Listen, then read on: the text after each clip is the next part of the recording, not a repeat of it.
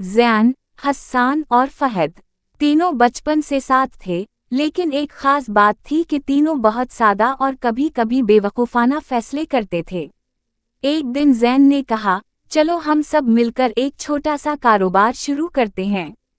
हस्सान ने कहा, ये बहुत अच्छा आइडिया है, हमें सब्जी फरोख्त करनी चाहिए। फ़हद भी खुश था और तीनों ने मिलकर एक छोटा सा ठेला लगाने का फैसला किया। शुरू में सब कुछ अच्छा चल रहा था, लोग आते, सब्जियां खरीदते और तीनों खुश थे।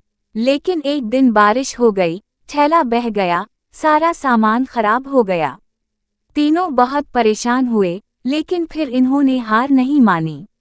इन्होंने अपने दोस्तों से मदद ली, कुछ पैसे कर्जे से लिए और दोबारा ठेला लगाया।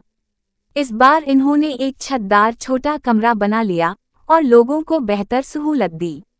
आहिस्ता आहिस्ता कारोबार फिर से चमकने लगा।